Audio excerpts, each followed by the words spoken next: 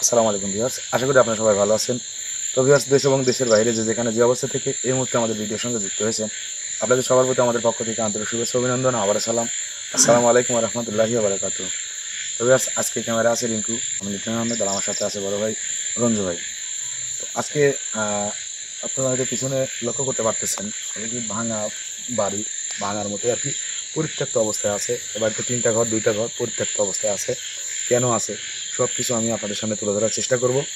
আর মূলত এই বাড়িটি নিয়ে যে কাহিনী, সেই কাহিনীটাও আমি আপনাদের সামনে তুলে ধরার চেষ্টা করব। তো তার আগে একটা কথা আপনাদের মাথায় ঢুকিয়ে দিই, সেটা হচ্ছে এই বাড়ির ভিটার এই এরিয়ার মধ্যে মোটামুটি আমরা যতটুকু জেনে আসছি, গত 100 বছরে কোনো বজ্রপাতের মতো কোনো ঘটনা আজ পর্যন্ত ঘটেনি। সাইড সিট দিয়ে ঘটে, কিন্তু এই ভিটার উপরে আজ পর্যন্ত ঘটেনি। এটা কিন্তু অবশ্যই রহস্যজনক।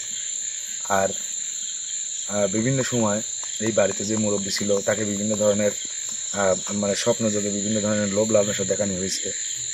তো অনেক কিছু চাইছে, তো সেগুলো দেয় নাই, তার বিরোধিতা করছে। এই কারণে কিন্তু ওই ব্যক্তিটা মাঝে মধ্যে অসুস্থ হয়ে পড়ছে।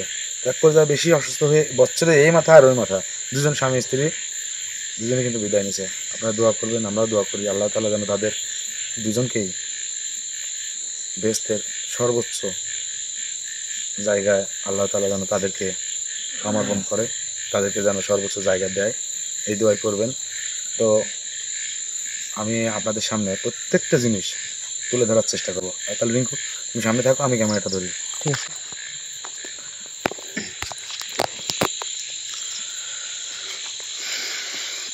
তো ভিউয়ার্স, এই পাশটাতে কিন্তু এই যে গভীর জঙ্গল, মানে জঙ্গলের মধ্যে দিয়ে রাস্তা, এ পাশেই কিন্তু রাস্তা। তো সবচেয়ে মজার বিষয় হচ্ছে এই যে আলোগুলো দেখতেছেন, গ্রাম অঞ্চলে এই যে আলোগুলো দেখতেছেন, এই আলোগুলো কিন্তু মানে আসর নামাজের পরেই জ্বালিয়ে দেওয়া হয় এবং ভোর রাত পর্যন্ত এগুলো জ্বালানো থাকে। হ্যাঁ, বিশেষ করে এইখান থেকে এখান পর্যন্ত এইটুকুন। তো ভিউয়ার্স, তো আপনারা আমাদের সাথেই থাকবেন, আমরা সামনে দেখি।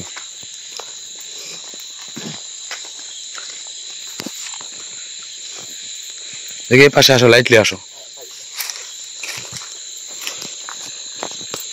এই পাশটাতে এতটাই জঙ্গল, মানে যাওয়ার মতো কোনো পরিবেশ নাই, একদম মানে গহীন। ভিতরে যত যাওয়া যাচ্ছে তত কিন্তু গহীন। এখানে মনে হয় কুয়ার মতো আছে সম্ভবত।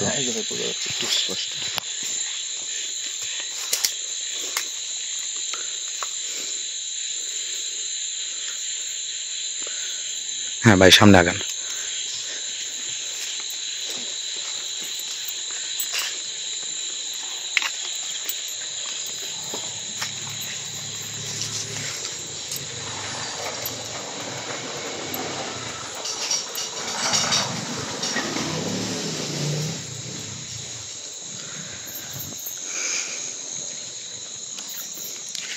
এই হলো বাড়ির অবস্থা। তো আমি ঘরের মধ্যে প্রবেশ করে প্রত্যেকটা জিনিস আপনাদের সামনে তুলে ধরার জন্য চেষ্টা করব। তার আগে কিছু কিছু জিনিস আমি আপনাদেরকে দেখাচ্ছি। হচ্ছে এটা কিন্তু গ্রামগঞ্জের ঐতিহ্য যেটাকে বলে, এটা কিন্তু মাটির ঘর। এটা কিন্তু মাটির ঘর, দেখতে পাচ্ছেন। ঘরের মধ্যে ওরা মানে রাত্রিবেলা বাইর হওয়া নিষেধ, সে কারণে ওরা ওইভাবে বের হয় না। তো যাই হোক, আমরা আসছি দেখতে, আমরা দেখি।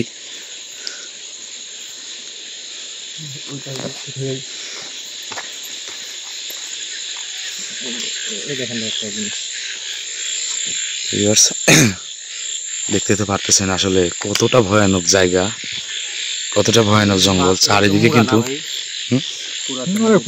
হ্যাঁ, অনেক পুরাতন একটা মোড় ছিল হয়তো বা।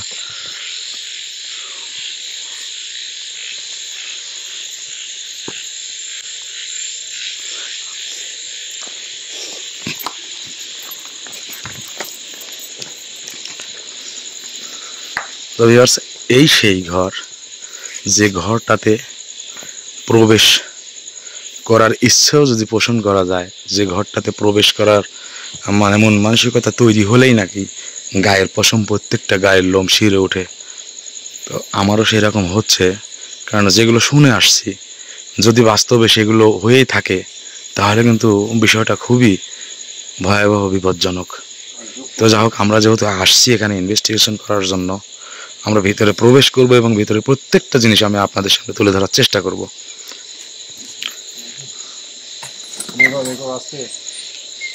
আচ্ছা দেখে দেখি, তুমি দাঁড়া দাঁড়া, আমি আগে যাই।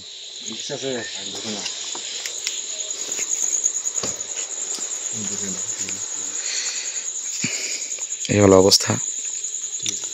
এখানে কিন্তু মশারি কিন্তু টাঙানোই আছে। এই যেখানে টেলিভিশন অনেক পুরাতন, সাদা কালো টেলিভিশন।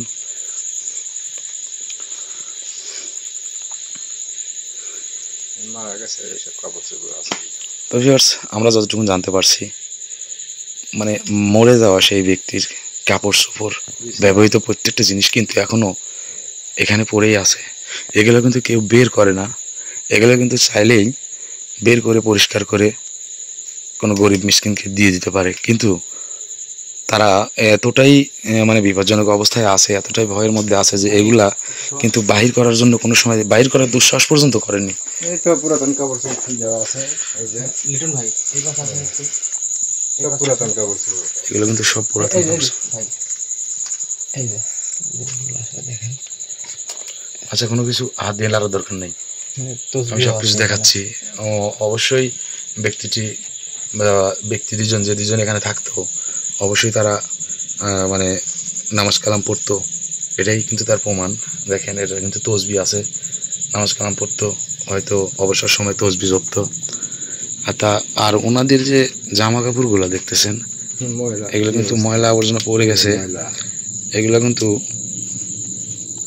বের করে না। বের না করার পিছনে অবশ্যই কারণ আছে, রহস্য আছে। দেখেন,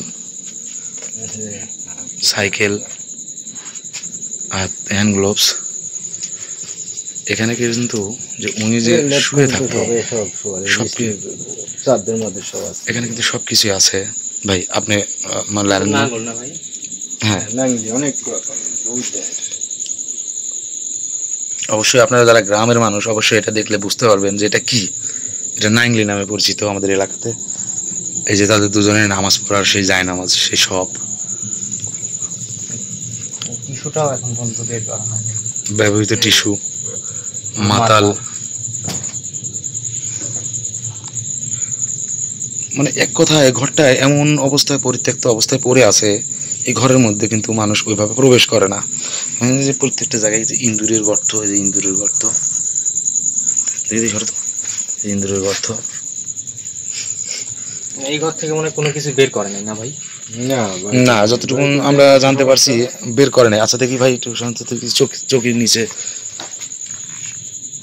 লাইট আপনারটা বন্ধ করেন, আমি দেখতেছি। এই দূরে মাঠে উঠাইছে।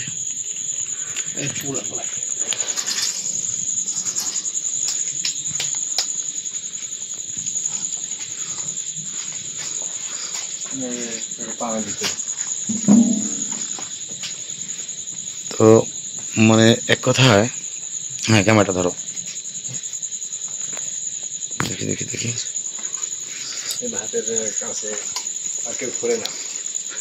যে এখানে পানি বেঁধে আছে, এদিক দিয়ে পানি পড়ছে, পানি বেঁধে আছে।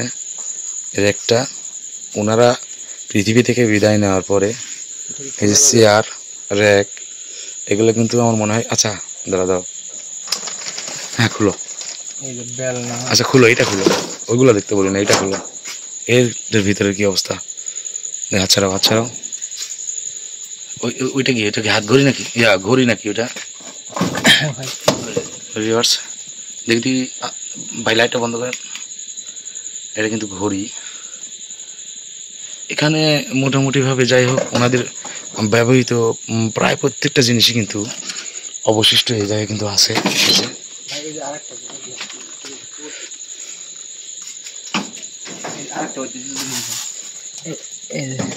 এই যে পান খেতে সম্ভবত, এই যে পানের শেষনা, আর ওই যে ওইটার ডানটি, ওই যে ওইটা ডানটি।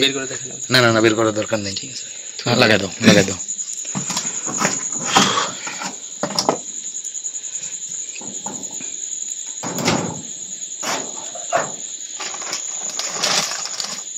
ধরো ক্যামেরাটা ধরো।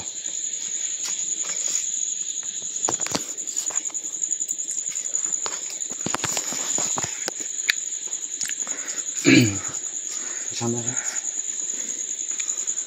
তো ভিউয়ার্স, মূলত আমরা যেটা শুনি এখানে আসছি, ওনাদেরকে মানে দুজনকেই মাঝে মধ্যে স্বপ্নে দেখাতো এই বাড়িতে মাটির নিচে কোনো একটা জায়গায়, নির্দিষ্ট কোনো একটা জায়গায় গুপ্তধন আছে, এরকম কিছু তারা স্বপ্ন যোগে দেখে। তো তাদের কাছ থেকে বিভিন্ন কিছু চায়, কিন্তু তারা সেটাকে গুরুত্ব দেয় না। আর সবচেয়ে বড় কথা যে গুরুত্ব দিয়ে কি করবে, এখন যদি ওই গুপ্তধনটা পাওয়ার আশায় যদি 50,000 বা 1,00,000 টাকার জিনিস তাদেরকে বলি দিতে হয় বা দিয়ে দিতে হয়, সেই পরিবেশটা কিন্তু আপনারা দেখতে পারতেছেন, বুঝতে পারতেছেন সব কিছু দেখে, সেই পরিবেশটা কিন্তু তাদের ছিল না। আর এই না থাকার কারণে কিন্তু তারা কি করছে, এই রয়ে গেছে। আর জিনিসটা কিন্তু এখনো কিন্তু কেউ উঠাতে পারেনি বা উঠানি, কোনো রকম পদক্ষেপ নেওয়া হয়নি। আর তারা রাগান্বিত হয়ে তাদের স্বামী স্ত্রী দুজনকে, বছরের এই মাথায় স্ত্রী মারা যায় আর শেষের মাথায় স্বামীটা মারা যায়। তো যাই হোক, আপনারা তাদের জন্য দোয়া করবেন অবশ্যই। তারা ভালো মনের মানুষ ছিল। আর বিশেষ করে আমরা যারা গ্রামের মানুষ যারা দিন এনে দিন খাই, দিন মজুরের কাজ করি, তাদের মন মানসিকতা ভালো না হয় উপায় নাই, তো ভালো তো করতেই হবে। তবে আর আমি আর এই বিষয়ে বেশি কথা বাড়াবো না। তবে একটা কথা বলি, সেটা হচ্ছে যে এই আরেকটা কথা, সেটা হচ্ছে এই ভিটাতে অনেক পুরাতন, অনেক দিন আগে মন্দির ছিল ওই পাশে, আমি যে জঙ্গলটা প্রথম দিকে দেখাইছি। তো আমি চেষ্টা করব এই বাড়ির এই ভিটার নিচে আছে কি, কেন আছে, কোথা থেকে আসছে, সব কিছু আমি চেষ্টা করবো আপনাদের সামনে তুলে ধরার জন্য পর্যায়ক্রমে। আপনারা অবশ্যই আমাদের সাথে থাকবেন, ধৈর্য ধরে আমাদের প্রোগ্রামগুলো দেখবেন। আর যদি ভালো লাগে অবশ্যই লাইক কমেন্ট শেয়ার করবেন। ভাই ব্রিটিশের ম্যাপে ছিল, ব্রিটিশের ম্যাপও ছিল না, নদী মাপটা ছিল।